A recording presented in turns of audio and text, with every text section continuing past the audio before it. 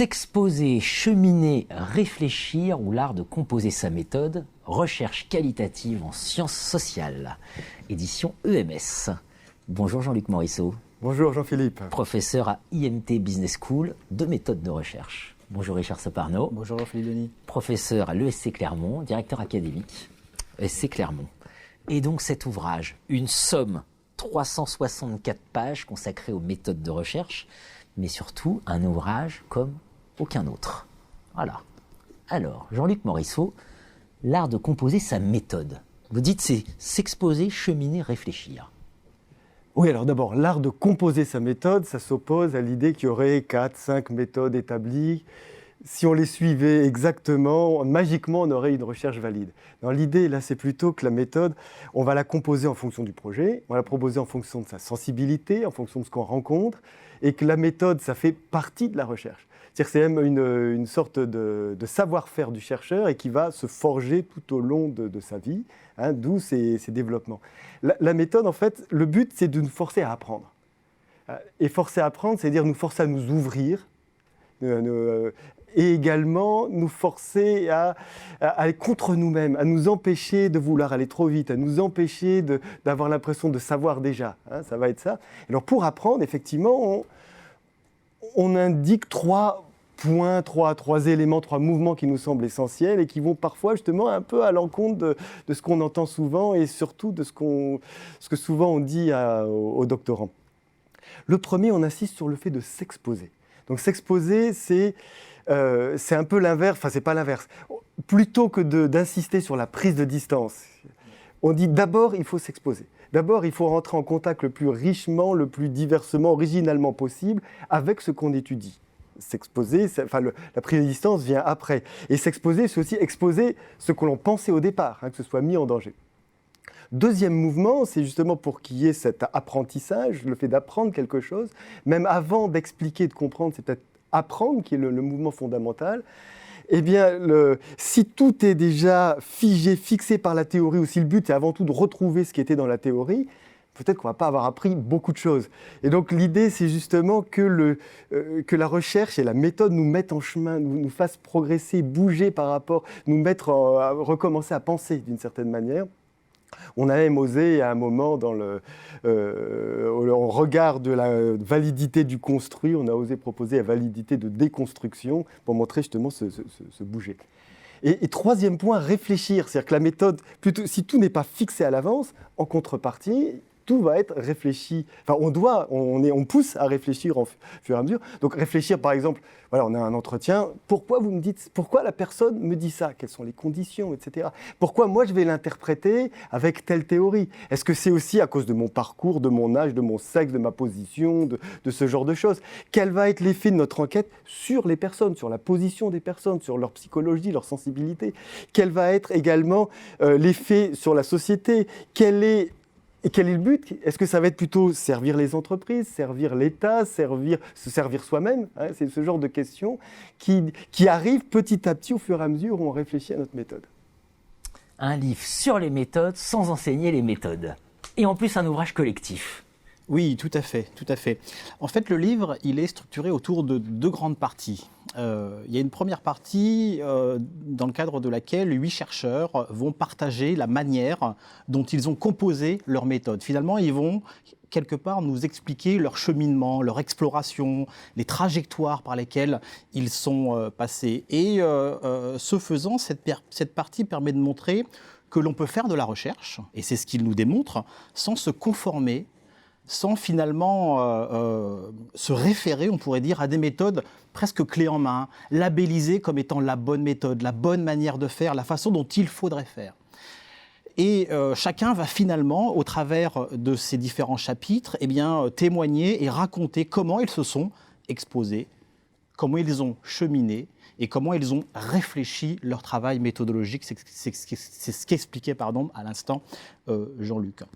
Au fond, les auteurs nous invitent à explorer sa propre expérience, avec un chapitre sur l'auto-ethnographie, explorer la construction d'artefacts, avec un chapitre sur la design science, mais aussi explorer les œuvres, explorer les affects, explorer l'extrême, explorer l'invisible. Et puis, il y a une seconde partie qui est, elle, un peu différente. Elle est structurée autour de 15 chapitres, beaucoup plus ramassés, beaucoup plus serrés, où chaque chapitre va aborder une problématique, une difficulté, finalement, à laquelle a été confronté le chercheur. Et l'auteur va ici dévoiler la manière dont il a fait face à cet enjeu, cette question à laquelle il a été confronté. Et il va nous livrer ses réflexions. Il va même parfois partager quelques secrets, donner quelques conseils sur la manière dont il a finalement géré cette difficulté. Et je crois que c'est intéressant parce que ça donne beaucoup de matière pour le lecteur, pour pouvoir penser, réfléchir sa propre méthode, pour la composer, et même peut-être pour devenir sensible à certains aspects auxquels il n'a jamais été confronté. Je vais juste prendre un tout petit exemple très rapide. Il y a un chapitre que j'ai... Tous les chapitres sont évidemment de qualité, mais il y en a un qui m'a particulièrement marqué, qui est celui de la blanchité. Émilie Tremblay explique la manière dont elle a été confrontée à ce sujet-là, lorsque elle, en tant que personne de couleur blanche, a étudié, a travaillé avec des personnes d'une autre couleur. Et je veux juste prendre cette citation, qui, je crois, illustre assez bien le propos.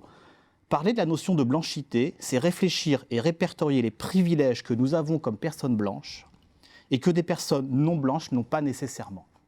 Voilà, je crois que ça peut nous donner un peu d'envie pour aller plus loin dans la lecture de cet ouvrage. Mais évidemment, on découvrira au travers de ces 15 chapitres beaucoup d'autres thématiques comme l'influence de l'identité de genre sur la manière dont on fait de la recherche, sur les questions auxquelles on peut être confronté, sur la question de la quantification de données qualitatives, de la généralisation, de l'hyper-implication du chercheur, de la pertinence aussi. Enfin, voilà, tout un tas de sujets qui vont donner beaucoup de matière au lecteur.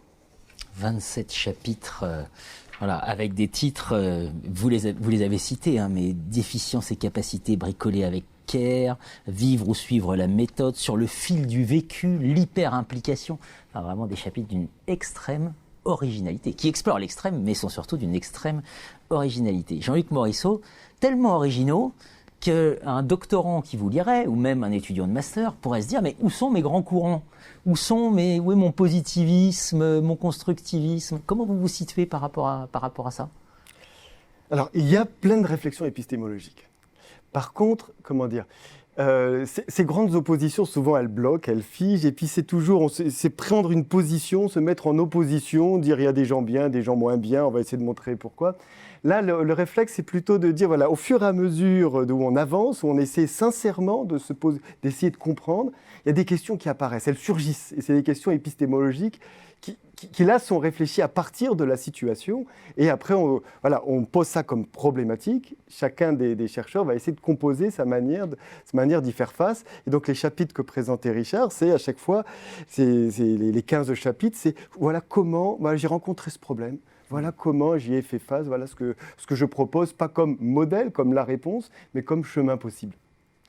Alors, ceci dit, il y a une chose qui nous est apparue de plus en plus fort quand on a avancé sur le livre, c'est combien toutes ces questions en fait, épistémologiques, qui d'habitude c'est une sorte de section à part, en fait elles étaient très politiques et ça relevait énormément de questions éthiques.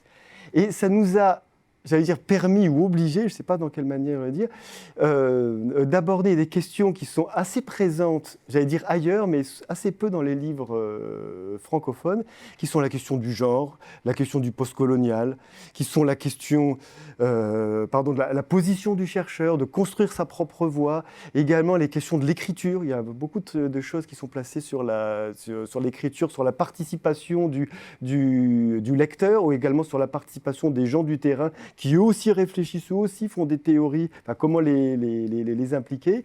L'idée, c'est d'avoir peut-être également, de réfléchir, là on prend un mot de Rancière, le partage du sensible, c'est-à-dire la place du chercheur, des gens du terrain, du lecteur, de la communauté, c'est de réfléchir le positionnement, peut-être faire bouger également ce positionnement pour ouvrir d'autres possibilités, peut-être d'autres paroles, parce que c'est effectivement la question de la parole qui souvent était mise en avant, de la question de la blanchité par exemple. C'est un point effectivement très fort, hein. On sent que là on touche à des sujets qui n'existaient pas. Alors, enfin, en tout cas, très, très compliqué à porter dans le monde de la recherche. Si on parle du postcolonialisme, de la question de la blanchité. Et finalement, c'est pour ça que vous avez écrit ce livre ? C'est pour faire exister et donner des voix qui Oui, c'est aussi effectivement pour aborder des sujets qui n'ont pas été abordés finalement dans les ouvrages très bons, hein, publiés jusque-là en méthodologie, mais finalement, la méthode ou la méthodologie de la recherche, bien souvent, et c'est ce qui, je crois, est à l'origine de ce projet, implique parfois et bien souvent une nécessité de se conformer. Parce qu'on a souvent des modèles de papier ou des modèles de thèse qui constituent des repères, mais peut-être bien plus souvent des références. Et je crois que cette forme de conformation, elle peut s'avérer extrêmement intimidante et peut-être même, dans certains cas, extrêmement démotivante. En tout cas, elle peut questionner sur le sens de notre activité. Je prends juste deux points. Prenons le cas de la publication. On sait que pour pouvoir publier un article et faire en sorte qu'il soit effectivement accepté, eh bien, il faut se conformer à certaines règles, même d'écriture, de format. Et il y a même tout un tas de séminaires qui sont organisés sur comment écrire et publier des articles. Et de la même manière, dans une thèse, le doctorant va avoir naturellement tendance à se conformer, à finalement appliquer des choses qui ont été éprouvées, qui sont connues, et il va limiter la prise de risque, ce qu'on peut comprendre, mais ce faisant, eh bien, on a parfois des travaux qui manquent un peu d'audace, un peu d'originalité. Et finalement, se conformer, de notre point de vue, c'est presque faire de la recherche de manière un peu machinale, presque comme un robot. Et au fond, cet ouvrage, eh bien, c'est un espèce d'appel du cœur, un appel à prendre du plaisir. Le plaisir d'explorer, le plaisir de s'aventurer, le plaisir de se libérer de certaines contraintes, le plaisir de s'amuser au travers de la recherche. Et je crois que cet appel, c'est aussi une manière de redonner ou de nous redonner du goût pour la recherche, à retrouver une forme de sens de l'activité de recherche et peut-être même, ne soyons pas trop prétentieux quand même, mais peut-être même donner un peu plus de place à la recherche et à son rôle dans la société de manière générale. Et pour conclure, on pourrait dire que ce livre est presque un appel, non pas à faire de la recherche, mais à être en recherche. Et c'est l'expression qu'utilise Jean-Luc dans le chapitre de conclusion de cet ouvrage. La liberté académique, ça compte. Ça ne s'use que quand on ne l'utilise pas. Voilà. Et donc, une libération du potentiel des sujets de recherche, des questions de recherche, des thématiques à explorer et des chercheurs. C'est ça que vous nous proposez, finalement, au fond. Tout à fait. Un ouvrage à lire absolument. S'exposer, cheminer, réfléchir ou l'art de composer sa méthode. Recherche qualitative en sciences sociales, édition EMS, les essentiels de la gestion. J'ai tout dit. Merci à vous deux. Merci.